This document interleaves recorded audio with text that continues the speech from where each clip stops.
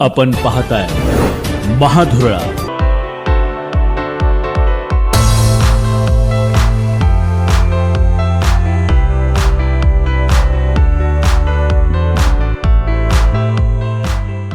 नमस्कार, महाधुरळा यूट्यूब चॅनलमध्ये मी गुरु बाळमाळे आपल्या सर्वांचं मनापासून स्वागत करतोय। आज कोल्हापुरात दोन सरकारी कार्यालयातील वाद चांगलाच उफाळून आला।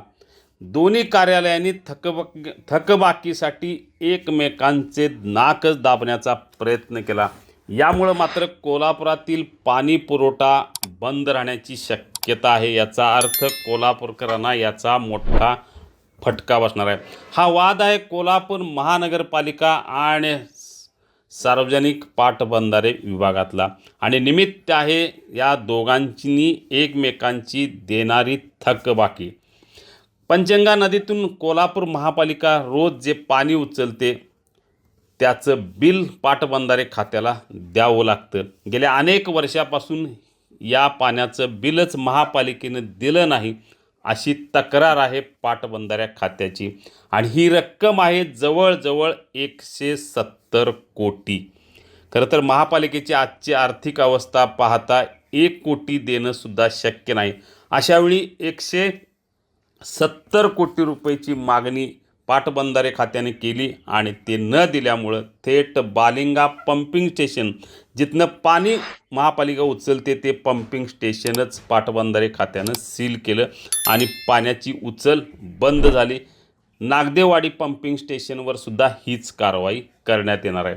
दुसरीकडे मग महापालिकेने सुद्धा कारवाईचा बडगा उचललाच।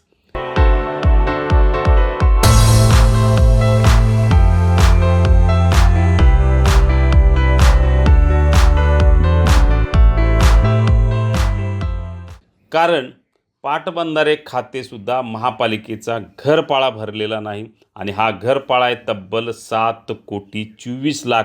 याशिवाय पाणी पुरवठा जे महापालिका पाटबंधारे खात्याला करते त्याचंही बिल त्यांनी भरलं नाही। ते बिल आहे जवळजवळ 3,33,00,000। म्हणजे महापालिकेचं साधारणतः 10 कोटी रुपये पाटबंधारे खात्यानं दिलेलं नाही आणि महापालिका पाटबंधारे खात्याचं जवळजवळ 170 कोटी रुपये देणं आहे। महापालिकेचं म्हणणं आहे की ही रक्कम मोठी आहे, एवढं आम्ही देणं लागत नाही, साधारणतः 10 ते 20 कोटी रुपयेच देणं लागत आहे। पण पाटबंधारे खात्यानं यामध्ये रक्कम मुद्दाम वाढवलेली आहे। या दोघांच्या वादात कोल्हापूर शहरातील पाणी पुरवठा मात्र आता विस्कळीत होणारे नक्की आहे। दोघांनी एकमेकांचं नाकच दाबण्याचा प्रयत्न केला आहे। कारण महापालिकेचा इकडं पाणी पुरवठा बंद झाला आणि दुसरीकडं सिंचन भवन जे पाटबंधारे खात्याचं कार्यालय आहे त्या कार्यालयात सील केलेलं आहे महापालिकेने, त्यामुळे तिथलं कामकाज बंद झालं।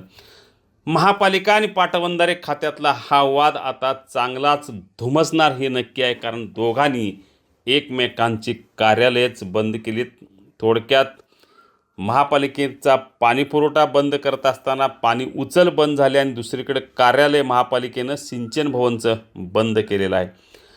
आकडे मोठे आहेत, महापालिकेची आर्थिक अवस्था निश्चित नाही, पण सरकार एकच आहे, यातनं मार्ग निघायला हवा। गेल्या अनेक वर्षापासून हा वाद दरवर्षी सुरू असतो। मार्च महिना आला की नोटीस एकमेकांना दिली जातात दोन्ही कार्यालयाकडून आणि 1 कोटी हे भरतेत महापालिका, 1-2 कोटी रुपये भरते आणि पुन्हा एरे माझ्या मागल्या सुरू होते आणि पुन्हा पुढच्या मार्चपर्यंत वाद शांत होतो। मार्च महिना आला की वादाला सुरुवात होते, थकबाकी वसुलीची मोहीम सुरू होते। या सगळ्या पार्श्वभूमीवर आज कोल्हापुरात चर्चेचा विषय ठरला आहे तो 2 कार्यालयातील हा वाद आणि बंद झालेला पाणी पुरवठा, बंद झालेलं सिंचन भवनचं कार्यालय। बघूया आता पुढं काय होतंय ते।